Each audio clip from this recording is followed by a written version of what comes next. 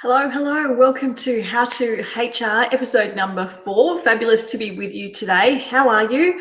I hope you're doing well and having a great week wherever you are and whatever you are up to. For those of you who I don't know, hello, I'm Kristy-Lee. I'm the director and founder of a consultancy business known as the Footprint Group, also the host of the People Powered Business podcast and founder of the People Powered Business membership community. Excited to be here with you today. How to HR is our brand new weekly live video series coming to you directly into our Facebook group, HR Support for Australian Businesses, as well as on my YouTube channel. This is our brand new 2021 series, and each and every Thursday you will find me here giving you an expert tip in terms of how to do something when it comes to HR, managing your team, and of course dealing with the people in your business. What I know for certain is this: you can't build a successful business that's going to deliver you the success that you're after, whatever that looks like, by whatever measures are important to you, and also the freedom that you desire so that you're not working 80 hours a week, because you may as well just have a job if that's the case, if you don't have a great team around you. You can only do so much alone, and building a team is part of building a business that gives you everything that you're looking for. But of course, you didn't get into business for your love of HR documentation or often for your love of people management. In fact, many business owners say to me that if they could just not have to manage people, they would actually really love running a business. However, you and I both know that's not the reality, and to run a successful business, you do need to deal with your people. You need to manage them well, you need to be a great leader, and you need to know how to structure things, how to do things in order to get the most out of your people.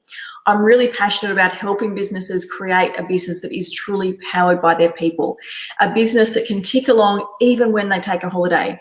And that doesn't mean working ridiculous hours before and after that holiday in order to get things done. If we get the team structure right, if we choose the right people, and then beyond that, we onboard them well and we know how to really leverage them in our business, then it's absolutely possible for you to have a super successful business as well as freedom in your life. And I love helping businesses make that happen. On today's episode of How to HR, we're going to talk about how to keep your team motivated. Has that ever been a challenge for you? I know it has been for me in the past, and it's something that you really want to do as a business owner or a leader or a manager in your business. It's something you're really inspired to do, but sometimes you're just not sure exactly how to do it. And many business owners start to throw money at things to try and see if that works, or they'll create events or team building days that they think they'd like to attend. But if it's not what your team wants to be doing, then it's not going to keep them motivated. And of course, you want to keep your people motivated each and every day, naturally. But you don't want to be doing team building activities each and every day, and you don't want to be giving people extra money each and every day just to be motivated, do you? Of course not.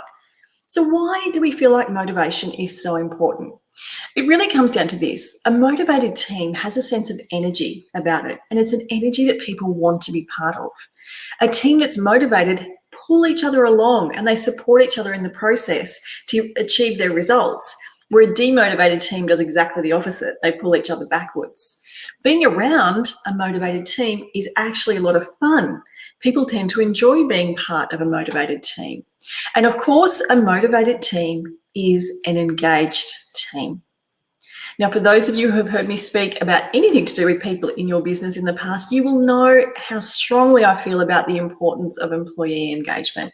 And it's really data-driven. It's not just an airy-fairy term that the HR world came up with. Engagement is that extra bit that an employee will give to you when they're engaged in your business. And I'm talking about engagement in the vision of the business as well as their role within the business. The stats show us that an engaged team is 17% more productive and can improve profitability, so that's your bottom line results, by 21%. Now, I'm not sure about you, but if I could do some really simple things to get my team motivated, and that was going to deliver me a 21% profitability improvement or a 17% productivity improvement, I'd be all in for that, wouldn't you? So let's have a chat about 3 key areas in which you can improve employee motivation. Now, you might find that you've got one of these areas humming along beautifully, and that's great. Keep doing what you're doing. You don't need to fix it if it ain't broken. So if you've got one of these areas humming along already, I encourage you to stay with what you're doing there and maybe tweak a couple of the other areas. If you're not doing anything in any of these 3 areas, no problems, but just start small. one step at a time. You don't have to do all the things straight away. And these are just ideas for you. There's millions of ways that you can get your team motivated. But here's a few key areas for you. Now, the first area that I want you to focus on when you're looking at employee motivation is leadership, whether that be your leadership or the leadership of the managers in your business. The number one reason that people either disengage or in fact leave a business is all about leadership. Money's not even in the top group of reasons people leave jobs. It's about their leaders, the people that are running the business, the people that are managing them day to day. So thinking about not only your leadership if you're the business owner, but the leadership of everyone who's in a leadership role within that business. Now, there's a few things you can work on here. One is people love working for businesses that are driven by purpose, and leaders that lead with purpose particularly really draw people in and increase motivation. If your team don't know what your bigger purpose is, if they don't know what the big vision of what you'd love to achieve one day is, they can't possibly tap into that and help you get there. So you must share it with them, and not only share it with them, but live and breathe it day in and day out. Be constantly making the decisions in your business based on your endeavor to get to that big goal or bigger vision or change the world or whatever it is that you're in business for. And you must share it with your team in a way that's inspiring, that's relevant to them. So communicating how their role fits into that bigger picture, because everyone in a business has a role to play in achieving that bigger goal. So it doesn't matter what their position is and how far removed it might seem from the achievement of that bigger vision. If you can communicate to them how their role, how what they do day in and day out leads towards that purpose, how it infuses with that purpose, you're going to get a much more motivated individual. If you do that with the whole team, then you've got a whole team of motivated people. The thing with leadership is you get the opportunity to create a sense of belonging, a sense of a tribe, and people want to be part of a community. It's kind of one of our foundational things. We want to know, who are our people? Where do we fit in here? Who are we a part of? And leadership, you've got the opportunity to create that. One of the key things you can do from a leadership perspective is really understand your people, really know what their personality styles are, what they are motivated by, because then you're in the hot seat, you're in the prime position to tweak your leadership in a way that you know is not only going to inspire people, but influence them. If you can influence them in a way that motivates them, of course, you're going to have a head start in getting a motivated team together. And there's lots of ways you can do that. You can simply ask your team individually what they are motivated by. Some of them are going to be motivated by rewards and money. Others are going to be motivated by credibility. They want to be seen to be doing well amongst their peers. So they're going to want to be publicly recognized when they do a great job. Others are going to be recognized by having more flexibility in the workplace. They're going to be motivated if they know that they can leave early one day as long as the work's done. That's going to motivate them far more than throwing some extra cash at them, because their values are not aligned with that. So really understanding their values and what motivates them and their personality styles. If you've got an introvert in your team and you're constantly pushing them to be extroverted in their nature, to do presentations, to speak up when they're not comfortable, they're not going to be motivated. Motivation comes from a sense of safety and security at work, to a sense of understanding that the people around me get me. If you're constantly pushing someone against their natural tendencies, they're not going to feel safe and secure, and therefore they're not going to be motivated. So really getting a read on your people is critical. You can do a psychometric assessment or a personality profile. You can simply talk to your people, but most importantly, you need to listen. You need to hear what they're saying and watch what they're doing.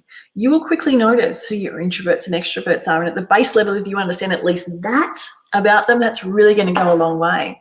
But definitely talking to them and listening to what they have to say. Creating that safe space, that sense of belonging, and communicating. So important that we're communicating with our people. If you're not doing regular team meetings, I encourage you to get that going really soon. It's a forum that you can create weekly to create motivation. So the first area of creating motivation and keeping your team motivated deals with your leadership and what you're doing as a leader to get the team motivated.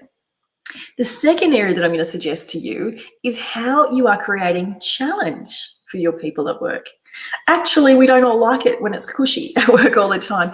Everyone intrinsically loves a little bit of a challenge. A great way you can do this is to create basically a really big goal, a stretch goal, if you like, something that is going to require dedicated work over a period of time, and for people to stretch themselves perhaps outside their comfort zone, but certainly in new and different ways. And you could create that individually, but it's much more powerful from a motivation perspective if you create a company-wide or team-based stretch goal. Now that gives everyone something big to aspire towards, something big to work towards, and you're going to allow them to build momentum in working towards that. That momentum, that sense of energy really helps with motivation because they can see they're like a steam train working towards this goal. Now, the other thing you must do if you're going to create those stretch goals is you must create ways to celebrate small wins along the way, because that's what's going to give you the momentum in getting there. So these could be project milestones, it could be weekly targets, any little breakdown, just chunk it down into ways you can say, we got there and we're going to keep going. So you can create those little mini wins and celebrate them. You need to lead the way in celebrating them and encourage the team to celebrate them too. That sense of celebration is going to, again, really create that sense of motivation. We did this, we're being celebrated for it, and let's keep going. So creating those big stretch goals and the mini milestones in between is going to help get the momentum going, get the motivation going. And when you get there and when you achieve it, really, really celebrate, recognize the success that's been achieved. Now, of course, the third way, and probably the most traditional way that people think about motivating their team, has to do with rewards and recognition. And yes, this is a great idea and should be done as part of your business, but it doesn't mean throwing wads of cash or spending an exorbitant amount on anything at all. In fact, the simple thank you goes such a long way when you're dealing with your people. Thanking them for doing a good job. Thanking them for going above and beyond, for staying back, for helping someone else in the team. Recognizing that effort and you having that interaction with them around that recognition actually builds a connection. And of course, someone that's connected to their leader is going to be more likely to be motivated to work in that direction that the leader wants them to go. So recognition of a job well done is so important. It can be a simple thank you. Again, think about your introverts and your extroverts here. Do not bring your introvert up in the middle of a massive meeting to recognize them publicly, because they ain't going to love that. It's not their favorite thing. Where your extroverts would be offended if you didn't do that. So you really need to think about how you're recognizing your people and do that in different ways, depending on the individual that you're recognizing. Recognize the team as a whole as well, because each of them had a role to play in getting this done. And it shouldn't be that one gets recognized over another. If it was a real team effort, you want to recognize the team jointly. And of course, you may also like to embed some rewards in. Now, you can have any number of reward systems in your business. They might be structured like an employee of the month. They might be more ad hoc, just a recognition for a job well done. And again, you can do this incentivization individually and team-based, and it's great to have a mix of both. When you're doing it individually, again, this comes back to knowing your people. Don't just give them a $50 note or a $100 note. Give them a voucher to a gift store that you know they're going to love. If they're an outdoorsy type, then you might give them a gift voucher to a boating, camping, fishing type store. If they love books, give them a voucher to a bookstore or to Amazon. If they love getting pampered at a day spa, get them a day spa voucher. The monetary value is the same. The impact of the personalization will go a whole lot further in them feeling recognized, understood, and rewarded in the workplace. So they're my 3 key areas that you can work on to improve your employee motivation in your business and to keep that momentum going. Your leadership, a challenge, and a recognition program, either scheduled or ad hoc. I hope that's been useful for you today. I know employee motivation is such an important part for all of you, and it's something you're often constantly thinking about, and it is important because it gives us that engagement, which is so important to business success. So go ahead and implement some of those things. If you try that, or if you've got some great ideas about how you motivate your team, let me know. Send me a message, pop a comment under the video here, and let me know what you're doing to motivate your team. I'll see you next week for episode 5 of How to HR. In the meantime, have a fabulous week.